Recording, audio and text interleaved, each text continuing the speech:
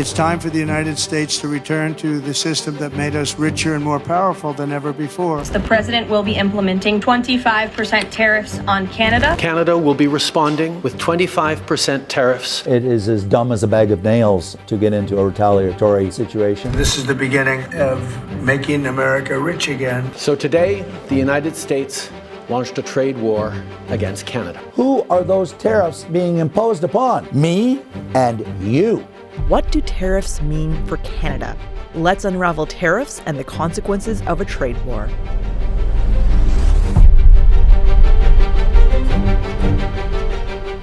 First, let's talk about what a tariff is. A tariff is merely a tax on goods being imported into a country.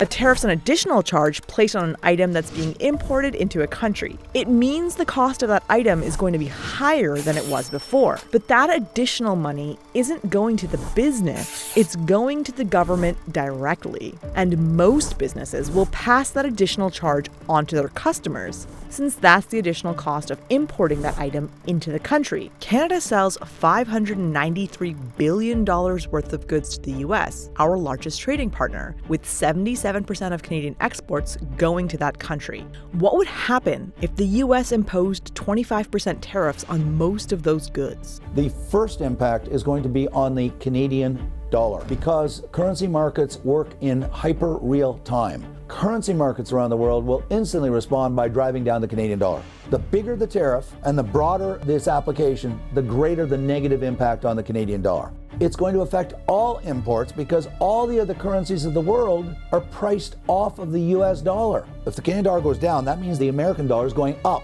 If the American dollar is going up because all the other currencies are priced off the US dollar, those other currencies are going up relative to the Canadian dollar. Everything from blueberries to fruit and vegetables to John Deere tractors to laptop computers to desktop computers to clothing. Everything you buy at Canadian Tire or Home Depot or Rona or Loblaws, you're going to see price increases. And the dollar, the steeper it declines, which is a function of the tariffs, the greater will be the harm to Canadians. In other words, at first, tariffs would push inflation up.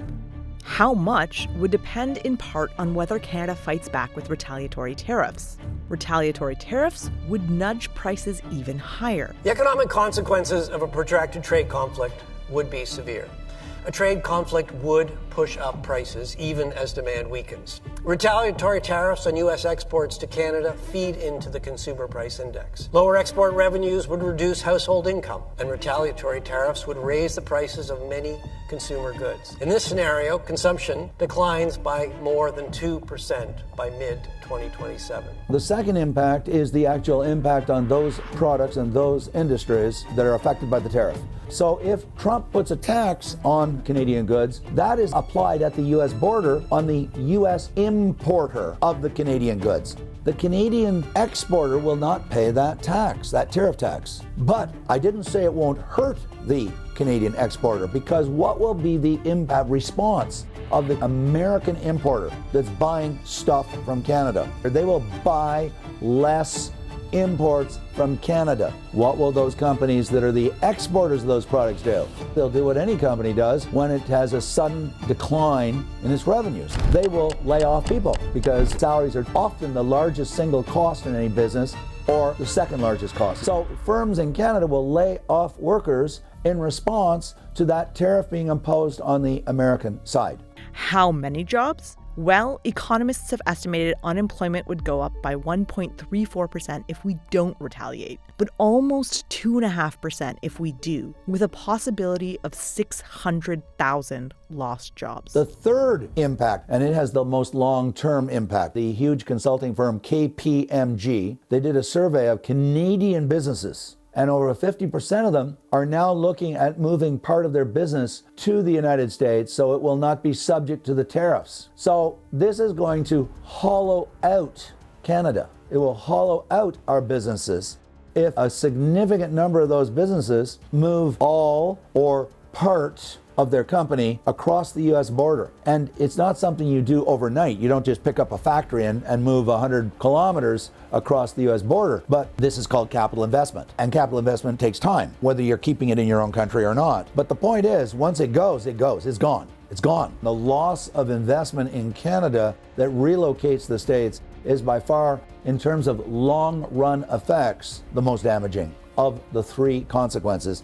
To sum that up, first, the Canadian dollar will take a hit, leading to not just American goods, but all imported goods from anywhere in the world being more expensive. Next, companies that do business across the border will start laying off workers because they'll see a decline in sales to the US. And finally, companies will start relocating from Canada to the US because the cost of doing business here is too high. What could be the ultimate impact of this on the Canadian economy? The worst case scenario is a very deep recession. A recession is a decline in economic activity, which means in plain English that people typically in a recession lose their jobs and sales go down in companies, and some of them start to lose money so they don't pay taxes, because taxes are on profits. If you're not making any profits, you don't pay any money. This means that there's a significant decline in revenues flowing into the government of Ontario. So they have less money available now to spend on healthcare, or they have to go deeper into debt and borrow money from the bond markets to pay for the deficit, because less money is flowing into the treasury because less people are employed because of the recession. So, that is the worst case scenario of a trade war. But if it came now, it would come during the aftermath of another hit to the Canadian economy, COVID. And while we were able to grow the economy after COVID, the same seems unlikely to be true after a trade war. This time, if tariffs are long-lasting and broad-based, there won't be a bounce back.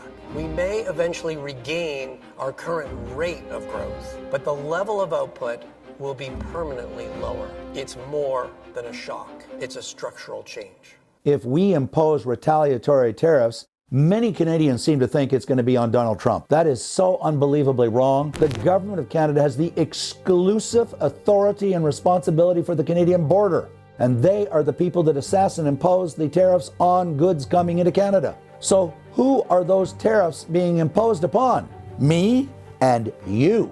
Not the Americans, not Donald Trump. They are taxing Canadians. So they're saying that American goods coming into Canada, they're going to tax them. And who pays the tax? Us. We, the Canadian people. Now, there are people who say, but it's going to drive Donald Trump to take the tariffs off of Canada on the U.S. side. We need to match those tariffs dollar for dollar, tariff for tariff, and make sure that it hurts the Americans as much as it hurts Canadians. If we bow down at this current moment, then what is the next edict? But now that this fight is here, a fight that we did not ask for, we have to stick up for ourselves. Given that the U.S. is 10 times larger, and the studies all show that in an asymmetrical relationship, which means a bigger country and a much smaller country, the negative consequences fall on the much smaller country. The American economy is so huge, it's not going to bring the American economy to its knees. The American economy is the largest economy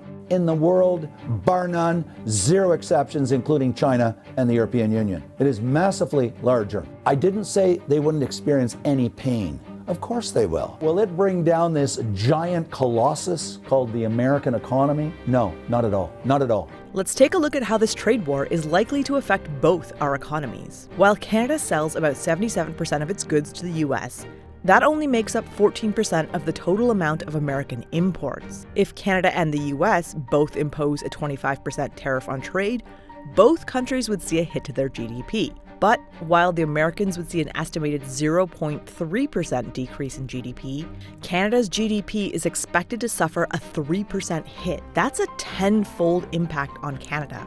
And according to the Bank of Canada, it would all but wipe out growth in the economy for 2025 and 2026. So, if retaliatory tariffs cause such serious economic effects for the smaller economy, why would Canada use them at all?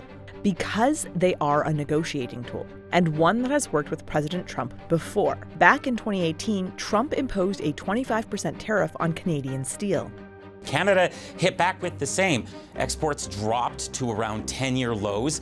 That affected jobs on both sides of the border because the tariffs made Canadian materials more expensive for U.S. customers.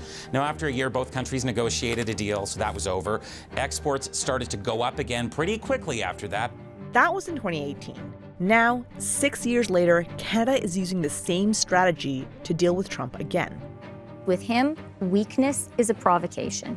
and capitulation is not a negotiating strategy. We've seen this script before in his first term, and we've seen it even in the first 3 weeks, where once he actually approaches the prospect of genuine economic cost to what he's contemplating, he backs down. And even just the threat of retaliatory tariffs has been causing Americans to put pressure on President Trump to change his mind. What we need is for that widespread opposition to work its way to the ears of the president. Canadian politicians are betting that this strategy will pay off in the long term, even if we have to deal with short-term consequences.